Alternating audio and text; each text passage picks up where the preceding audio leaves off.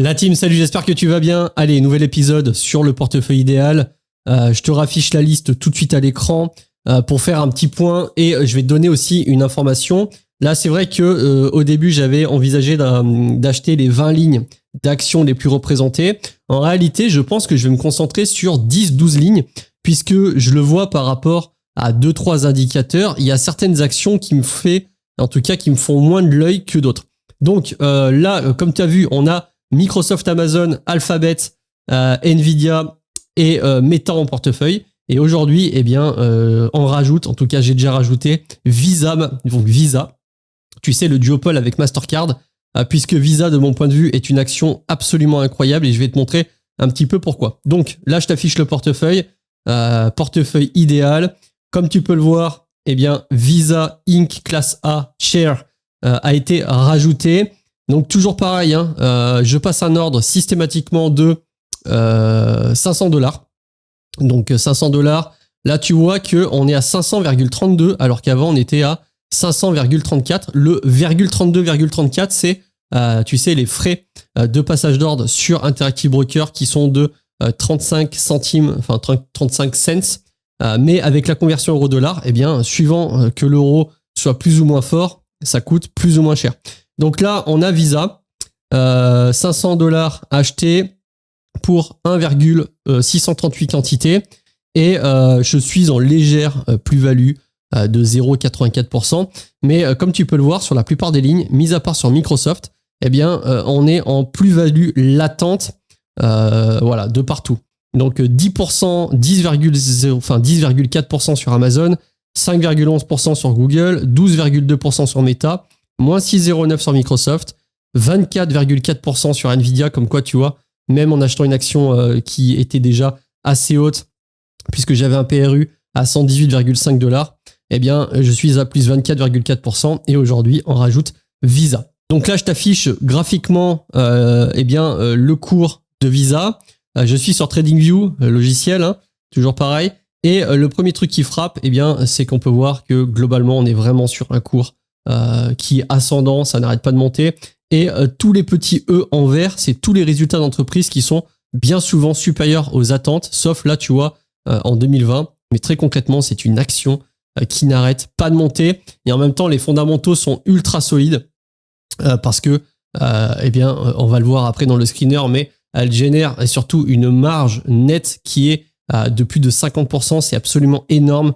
C'est vraiment une boîte avec Mastercard que je vais avoir en portefeuille. Je te spoil déjà, mais Mastercard, c'est une boîte qui va rentrer dans le portefeuille idéal parce que avoir le duopole, c'est presque s'assurer d'avoir une croissance, en tout cas, tant que au niveau mondial, les transactions augmentent. Et on le sait, ça augmente. Là, depuis le plus bas d'octobre, on est sur 75% d'augmentation. Donc ça fait plaisir. Là, si on regarde rapidement du côté des données, on peut voir que depuis le début de l'année, ça a fait plus 18,6%, donc légèrement en dessous du S&P, 26% depuis un an. Mais c'est une société qui verse aussi beaucoup de dividendes très régulièrement. Donc Visa, pour moi, c'est absolument une boîte incroyable. On va d'ailleurs aller sur le screener, toujours pareil, Value Investing Screener, et on va aller faire un check de cette action un peu plus dans le détail. Alors, évidemment, Financial Credit Service, secteur d'activité, 564 milliards de capi à l'instant où je te fais cette vidéo. On a des scores qui sont pas excellents au niveau de tout ce qui concerne les scores, mais c'est normal parce que c'est une société qui a vraiment explosé au fil du temps et qui est systématiquement en croissance. On a une étude de valorisation qui nous dit que c'est légèrement survalorisé, mais c'est pas très grave. Un price earning à 31, un price to sales à 16,38. Après là, encore une fois, c'est pas dérangeant. Nous, par contre, ce qui va vraiment nous intéresser, c'est croissance moyenne du résultat net sur les 5 dernières années de 10,3%. Si on se met sur 10 ans, on est sur 14%. Et c'est surtout au niveau de la profitabilité, c'est ce que je te disais tout à l'heure, puisqu'on a une marge brute à 79% et on a une marge nette moyenne sur les 5 dernières années de 52%. Et ça, pour le coup, c'est incroyable. Sur les très grosses capitalisations, il n'y a pas beaucoup de boîtes qui font 50% de marge nette. À part Nvidia dans le top 10 et pour le coup Visa, je peux t'assurer qu'il n'y a pas beaucoup de boîtes qui font plus de 50% de marge nette. Donc ça veut dire ce que ça veut dire, hein, sur 1000 € de chiffre d'affaires, elle marge à 50%. C'est absolument énorme, mais il n'y a pas que ça. Il y a aussi un autre truc, c'est ces valeurs-là. Donc le return on equity et le return on invested capital. Donc encore une fois, le rendement du capital engagé qui est moyenné à 28% sur les 5 dernières années et 40% pour le ROE. Et ça, c'est pareil, c'est vraiment des données qui sont incroyables. C'est clairement une boîte qui fonctionne à la perfection. Vraiment, ce qu'il faut comprendre, c'est que Visa et Mastercard, ces deux boîtes-là, on se pose pas trop de questions parce que tu sais, c'est sur nos cartes de crédit, on n'a pas trop de chéquier. Mais en termes de valeur d'entreprise, en termes de gestion, en termes de beaucoup de choses, c'est une boîte qui tourne vraiment très, très, très, très bien. C'est pas pour rien que la majorité des investisseurs l'ont en portefeuille. Mais c'est vrai que même moi au début, hein, bon, t'as envie d'aller sur des petites boîtes qui sont en correction sur le CAC, etc. Mais quand tu vois une boîte comme Visa, honnêtement, c'est la folie.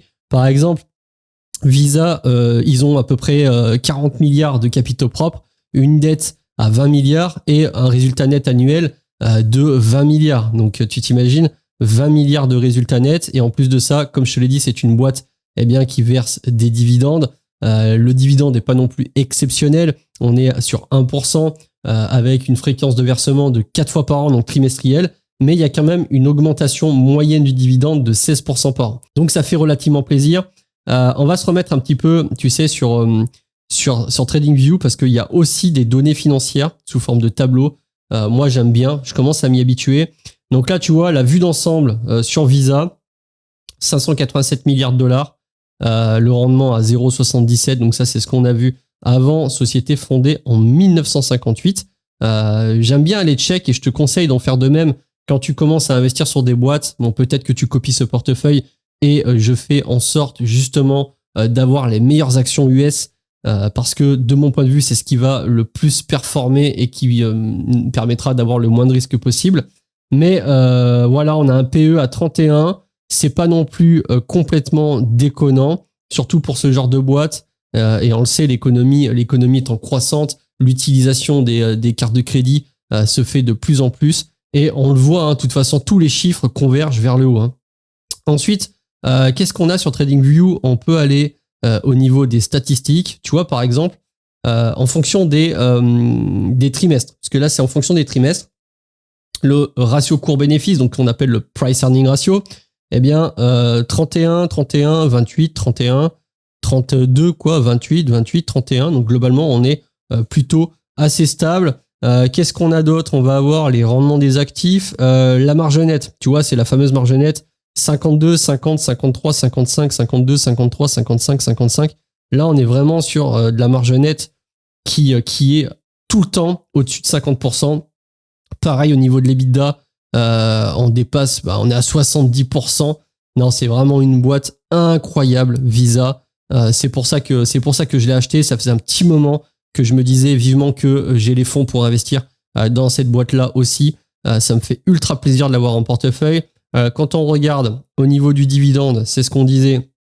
Bon, le dividende n'est pas exceptionnel. 0,55%, 0,58%, 0,60%, 0,84%. Mais c'est 0,76% du cours, alors que le cours augmente. Donc, tu vois, d'ailleurs, prochain ex-date dans 3 jours. Donc, à première vue, il y a un versement de dividende programmé. On va voir ce que ça donne. Le 12/11/2024. Ouais, c'est ça. C'est dans 3 jours. Exactement.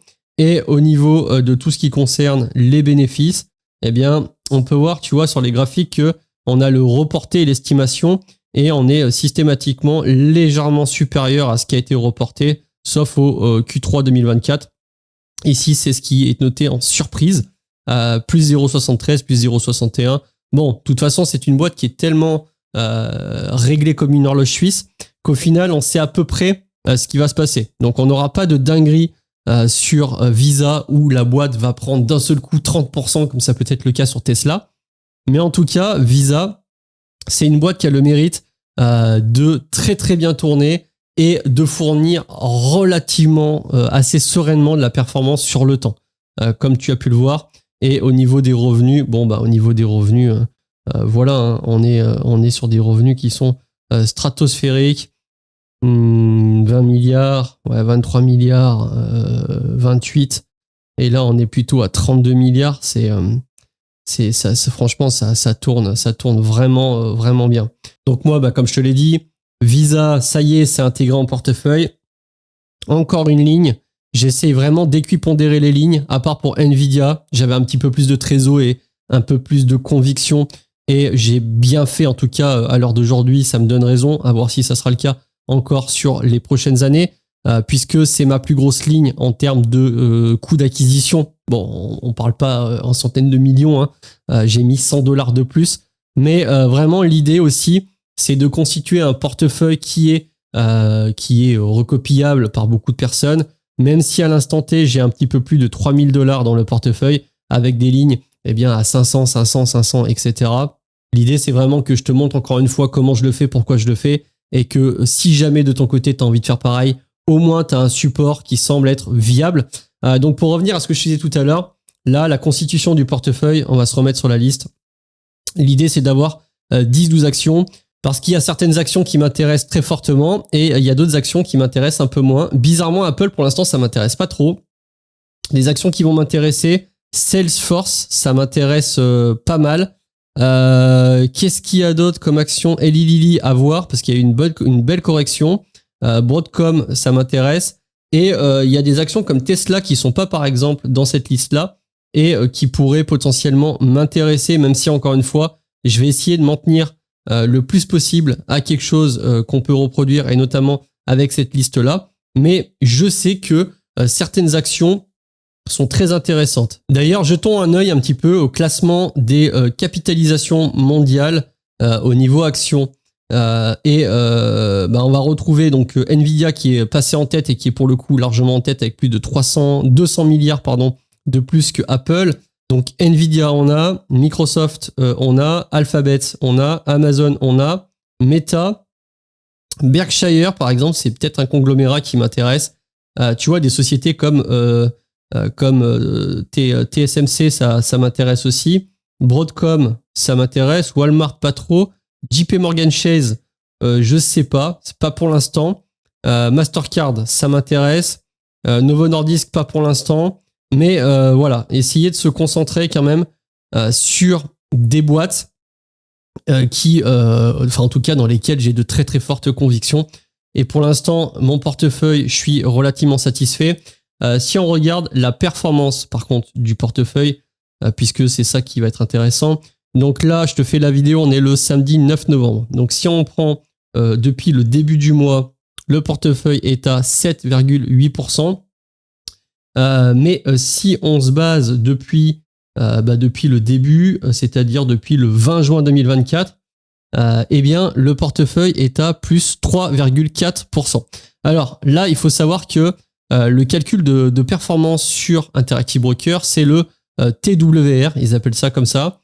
Mais tu vois, par contre, si on se rend dans le tableau et qu'on rentre, les valeurs, donc là, j'ai bien mon versement de 3000 € qui correspond à tous les versements que j'ai fait. Là, on a effectivement les 3267 plus les 131 qui correspond à la valorisation plus ce qui me reste. Le tableau nous dit que pour 3000 € investis, on a une capitalisation totale avec le cash de 3398,9 € parce que finalement, avoir du cash dispo sur son compte titre, même si ça tourne pas, ça va participer à la performance. Ça veut dire que si on est en performance positive sur les actions, forcément, le cash va un petit peu réduire cette performance, mais inversement, si on était sur un marché baissier, quoi qu'il en soit, la capitalisation totale avec le cash du portefeuille est de 3398,9 €, ce qui me donne en performance totale depuis que je l'ai ouvert, 13,3%. Et tu peux le voir, c'est la différence avec la performance calculée sur le TWR. Donc ça, c'est un petit peu compliqué à comprendre. Je pourrais peut-être pas trop t'expliquer parce que même moi, j'ai pas saisi toutes les subtilités. Moi, par exemple, tu vois, sur le portefeuille, là, comme ça me dit que j'ai une performance de 3,4% au 9 novembre. Mais tu vois bien que quand on regarde les positions, la plupart des positions, sauf celle-ci, sont largement au-dessus de 3%. Et de toute façon, ça me dit que la plus-value latente est de 241 $. Donc, on est quasiment pas sur du 10%, mais on est au moins sur du 8%, juste comme ça en calcul de tête. Donc, il faut faire attention avec la performance en TWR. C'est pour ça aussi que j'aime bien avoir mon tableau. Mon tableau, eh bien, il est ce qu'il est. Hein. Moi, j'ai mis 3000 €. Hein. Donc, il y a tous les épisodes. Tu peux vérifier. Il n'y a rien qui a bougé. J'ai rien vendu. J'ai fait que acheter. La capitalisation aujourd'hui du portefeuille, comme je te l'ai dit, est de 3267,9 €. Donc, ça, c'est là. C'est écrit là. Hein. The net liquidation value represents the total of all assets in each segment in your account market to market. Et il faut rajouter à ça les 131,6 € de cash liquidité. Et donc, eh bien, on tombe sur 13,3% sur ce portefeuille-là pour le moment, ce qui fait extrêmement plaisir. Je crois que c'est simplement que le calcul du TWR fait appel à quand t'es rentré par rapport à ton DCA, etc. Tu vois, c'est le taux de rendement cumulé. TWR, c'est écrit ici. C'est un calcul un peu spécial. Il faudra que tu ailles jeter un œil de ton côté. Quoi qu'il en soit, c'est pas très grave. Si on compare ça au Nasdaq Composite, voilà où on en est. Ça nous dit qu'on est légèrement en dessous. Ça nous dit que le portefeuille est à 3,4 et que le Nasdaq est à 8,24. Ça me semble un peu bizarre la différence de perf, mais bon, écoute, en tout cas, Interactive Broker le montre comme ça. Et puis, on va voir un petit peu ce que ça donne la prochaine fois. Comme je te l'ai dit, la prochaine fois, je pense que je vais aussi acheter Mastercard, histoire d'avoir le duopole. Ça m'intéresse énormément. Et après, eh bien, je checkerai longuement la prochaine action à acheter parce que l'idée, encore une fois, c'est vraiment d'aller se concentrer sur les actions qui m'intéressent le plus et dans lesquelles je pense qu'il y aura un maximum de performance. En tout cas, je suis super content. Je te cache pas que ça me fait vraiment plaisir encore une fois de faire ce portefeuille, même ne serait-ce qu'à titre perso. Le fait de posséder ces actions, ces lignes d'action sur un portefeuille stock picking et de voir que quand même, malgré les grosses caps et malgré qu'on soit sur des plus hauts, ça donne quand même de bonnes performances. Après, voilà, on va pas non plus se voler la face. L'élection de Trump et les étoiles sont un petit peu alignées dans les marchés en ce moment. On a des très très grosses, enfin, en tout cas, ça pousse très fort côté performance.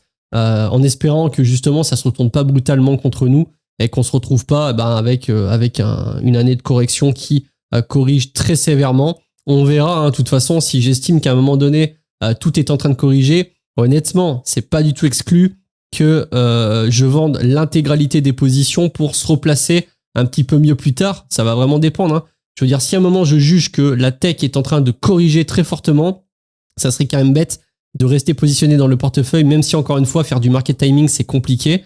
Je sais pas, on verra. Ou peut-être renforcer tout simplement les lignes qui baissent le plus en fonction des mois. Ça peut être aussi une stratégie qui se défend tout à fait. Voilà, donc si t'as kiffé, n'hésite pas à me mettre un petit like. Si t'as une question, t'hésites surtout pas. Même si c'est un petit peu la communauté privilégiée sur l'espacement, il n'y a pas beaucoup de monde qui voit ces vidéos. Mais c'est aussi pour ça que je l'ai fait, c'est parce que ça permet d'avoir un petit côté...